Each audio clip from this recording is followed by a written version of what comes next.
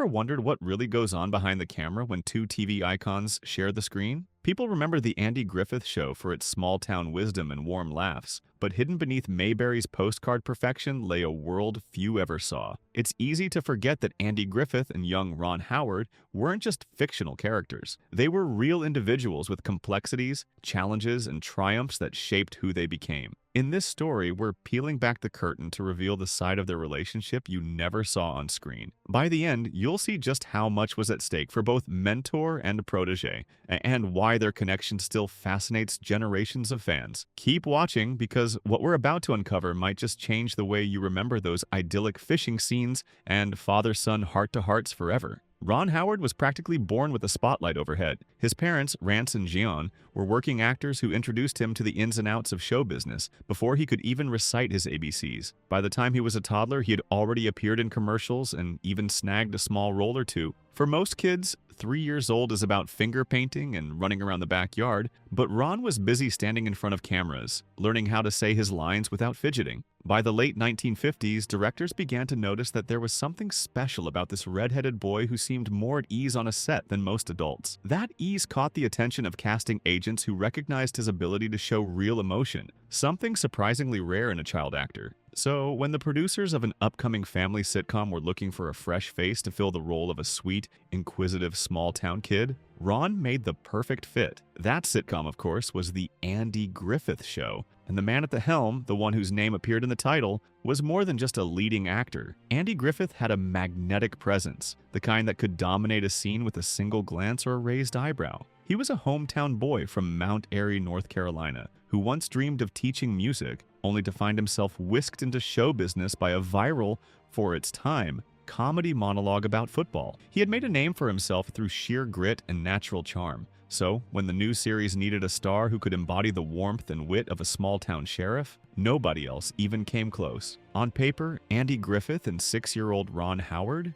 didn't have much in common. One was a seasoned adult who'd clawed his way to fame through stand-up comedy gigs and stringy budgets, while the other was a bright-eyed child whose parents were gently guiding him along every step of the way. Yet, from the first time they stepped onto that studio floor together, people noticed something extraordinary. Their chemistry was instant. Andy had this knack for calming the nerves of anyone around him, a gift that would become particularly important as Ron's star rose. Neither of them knew at that point how deeply their lives would intertwine. Audiences just saw a father and son sharing simple lessons over fishing rods and dinner tables. But Andy and Ron were forging a real bond that went far beyond any script. Even though nobody could predict how big the show would become, there was a sense that lightning had struck. But that was only the beginning. The real story, the one that would ultimately test their friendship, transform Ron's future, and shape television history, was yet to unfold. Mayberry wasn't a real town, but to millions of viewers it felt like home. The opening credits with that catchy whistling tune, famously titled The Fishin' Hole, made it seem as if everyday life in this sleepy hamlet was one endless summer. Neighbors knew each other's business, kids chased frogs by the creek, and the biggest crime on most days was littering. It was an America folks yearned to believe still existed, even in the rapidly changing 1960s. What viewers didn't see was how meticulously this atmosphere was created. Andy Griffith had strong ideas about maintaining a gentle, wholesome tone that stood apart from other shows. He wanted comedy without cruelty and life lessons that never felt too heavy. Behind the scenes, Andy often acted like the de facto leader, even if he wasn't the official producer. He'd pull aside scriptwriters, suggesting they cut any line that felt unnecessarily mean or cynically edgy. Keep it real and keep it kind was more than just a note in a margin. It was practically his motto. For young Ron Howard, Mayberry became more than just a stage set. It was a second home filled with surrogate aunts, uncles, and older cousins who doubled as writers, directors, and co-stars. When people recall Opie's wide-eyed curiosity, they're also remembering the off-screen lessons Andy shared with Ron in between takes. Everything from how to stand on your mark without looking down to how the camera crew laugh. The comedic timing Ron picked up was invaluable, but so were the moral lessons Andy gently passed on. The real magic of Mayberry, though, came from the ensemble cast. Don Knotts, who played the endearingly anxious Deputy Barney Fife, was a comedic genius. Frances Bavier, the lovable Aunt Bee, ran her fictional household with such authenticity that fans occasionally forgot she wasn't cooking real meals in that TV kitchen. Everyone seemed to have a role to play, and those roles fit together like a well-rehearsed choir. The atmosphere behind the scenes was famously congenial, except when certain creative decisions sparked momentary friction. But no matter what tensions bubbled beneath, the on-screen result was pure comfort food for the soul. The Andy Griffith Show consistently ranked among the top TV programs of its era, at one point even securing the #1 spot in the ratings. For a rural-set sitcom featuring a mostly unknown cast, Ron was still a kid after all, and Andy was a regional comedic star rather than a Hollywood A-lister, that was almost unheard of. Over time, that cozy ambiance solidified into something of a myth.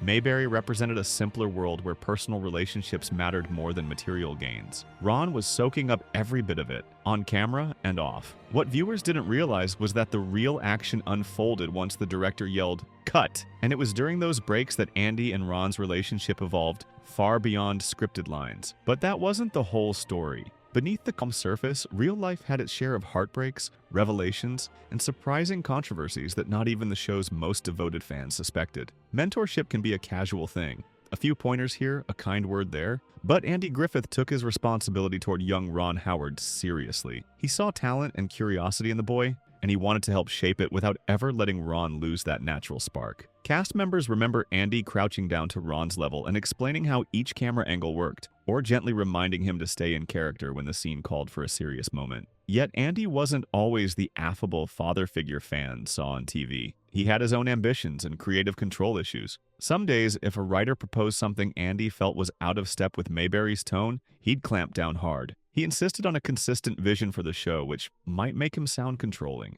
But to those who worked closely with him, it was a testament to how deeply he cared about the final product and the people who made it happen. When it came to Ron, Andy's protective instincts kicked into high gear. Rumors circulated that some producers wanted to push Opie's character in a more mischievous or bratty direction to garner cheap laughs. Andy, however, saw the bigger picture. He felt that if Opie became just another wisecracking sitcom kid, the unique bond between Sheriff Taylor and his son would lose its heart. So he stood his ground, and he wasn't shy about voicing his disagreement to studio execs, who were often less concerned about nuance and more interested in weekly ratings. As for Ron, he later admitted that while he didn't fully appreciate the complexities behind Andy's decisions at the time, he sensed that Andy was fighting for something important. It wasn't just about comedic timing or staying within budget, it was about preserving the emotional backbone of the show. Andy wanted young Ron to learn that success in Hollywood didn't have to come at the cost of one's authenticity. Then there were the private talks, often during lunch breaks or quiet moments when the cameras stopped rolling.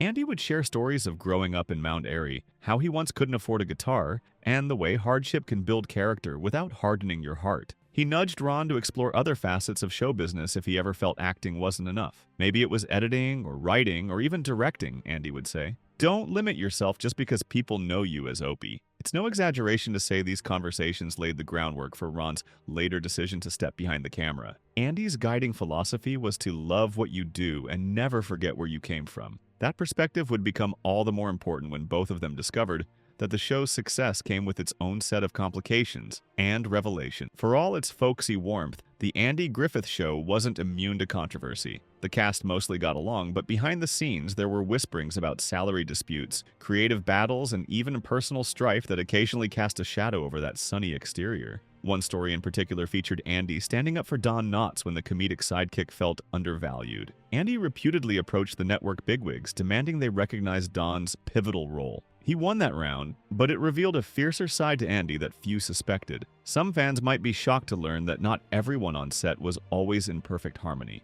Frances B, for instance, was said to be quite private and sensitive. Rumors suggest her reserved nature sometimes clashed with certain cast members who were more boisterous. Though these disagreements never quite exploded into public feuds, the tension was palpable enough that Andy occasionally had to intervene to keep morale high. Ron Howard, still a child throughout most of these incidents, saw bits and pieces of this conflict. As he grew older, he recognized that show business was just that, business. It was a far cry from the image of a loving, conflict-free family that the show projected. And yet, even these challenges carried lessons for him. Primarily how to handle creative differences without losing sight of what really matters. Genuine respect for the people involved. Meanwhile, tabloids occasionally dredged up Andy's personal life. He had gone through a few marriages, and rumor mills spun tales of behind-the-scenes romances. While Andy tried to keep his private affairs out of the limelight, it became increasingly difficult. Some accusations surfaced, painting him in ways that felt starkly different from the gentle Sheriff Taylor.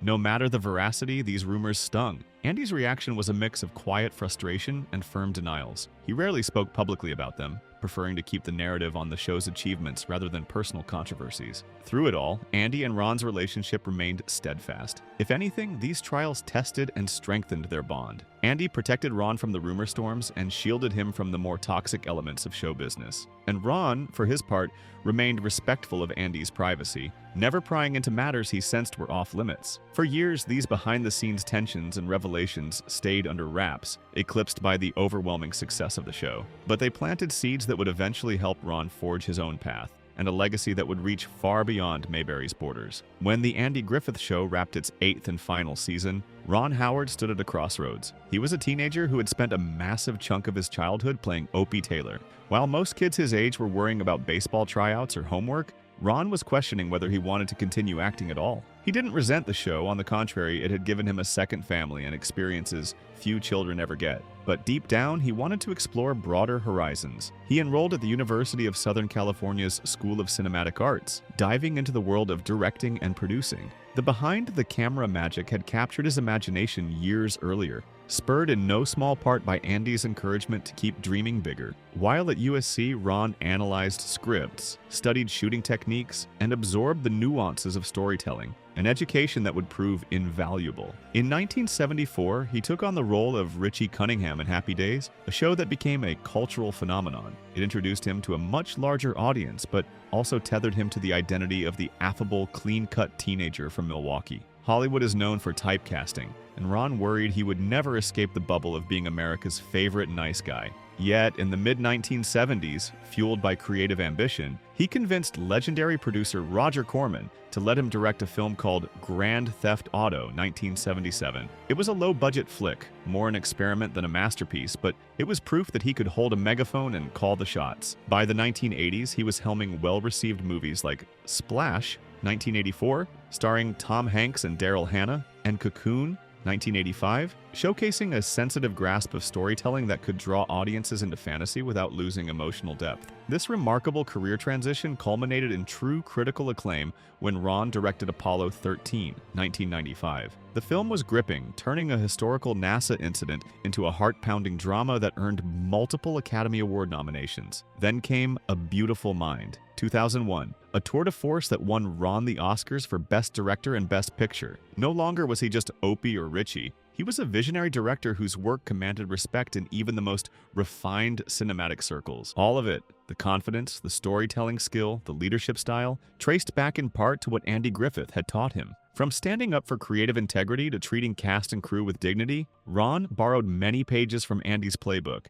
adding his own flair and perspective along the way. Still, there was one piece of the puzzle left: how Andy's own journey continued, and how it intersected with Ron's newfound success as a major Hollywood player. Long after the Andy Griffith Show ended, Andy continued to charm audiences. In the mid-1980s, he found a second wind playing a savvy, southern-drawling lawyer in the courtroom drama Matlock. Once again, viewers couldn't get enough of his charismatic yet down-to-earth style, as he solved cases with homespun wisdom and wry humor. This role solidified Andy's status as a TV legend, someone who could headline more than one iconic show in a lifetime, a rare feat in an ever-evolving industry. But Andy never entirely left Mayberry behind. Over the years, reunion specials and nostalgic appearances reminded everyone of the warmth he initially brought to television. He also released gospel and country albums, tapping back into his musical roots from childhood. Whether he was chatting with talk show hosts or meeting fans at conventions, Andy exuded the same affable spirit that made Sheriff Taylor so memorable.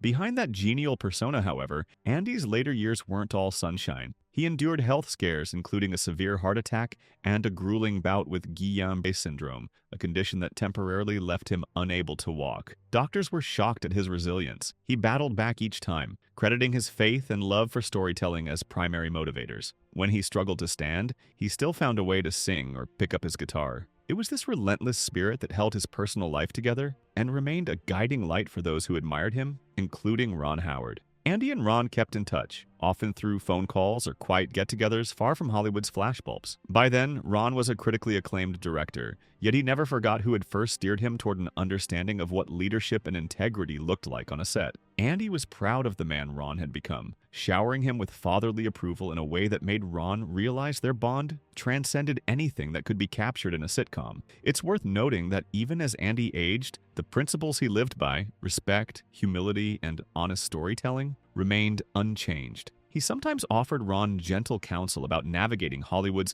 unpredictable waters. It was advice Ron cherished, especially on those days when the pressures of directing big-budget films threatened to overshadow the simple joy of creating stories. As viewers, we often separate actors from their characters, but Andy Griffith's real life was like an extension of Sheriff Taylor's moral core, layered with a more private side he rarely shared in interviews. Those who were close to him, Ron included, saw a deeply thoughtful man who believed in the power of simple truths and heartfelt relationships. Few relationships in Hollywood have the longevity or depth of Andy Griffith and Ron Howard's. When the cameras rolled, they gave us one of the most memorable father-son pairings in television history. When the cameras turned off, they carried that familial bond into real life. Through personal ups and downs, artistic triumphs, and industry changes that neither could have predicted, Ron grew up to be a world-famous director, but he never forgot the lessons in authenticity and compassion Andy taught him. Even as he worked with A-list actors and won prestigious awards, echoes of Mayberry reverberated in his approach to leadership.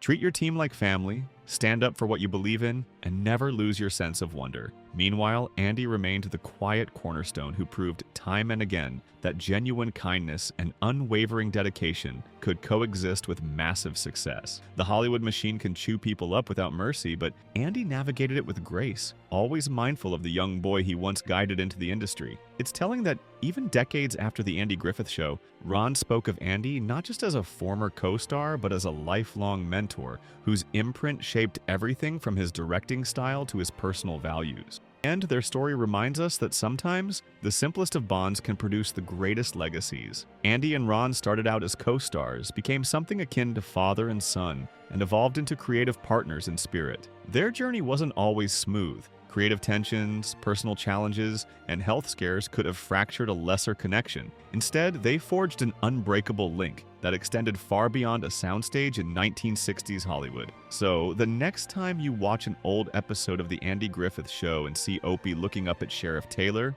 remember there was more to that fatherly gaze than just acting. It was a glimpse into a bond strong enough to weather fame, fortune, and even time itself. The lessons Andy taught Ron weren't just for the camera. They were the bedrock on which Ron built his entire future, one that continues to inspire filmmakers, actors, and dreamers everywhere. What do you think? Could the genuine warmth between a small-town sheriff and his curious son be the key to lasting success in Hollywood and life? Maybe it's proof that staying true to your roots and valuing human connections can carry you to unbelievable heights, whether you're heading to Mayberry or Mars. We all have mentors and life lessons that guide us. Perhaps Andy and Ron's story is a reminder to treasure them while we can. Thanks for watching, and be sure to let us know in the comments which part of Andy and Ron's journey surprised you the most. After all, even in a place as wholesome as Mayberry, there's always more to discover beneath the surface. Keep exploring, keep asking questions, and never lose that childlike wonder, because you never know where it might lead you next.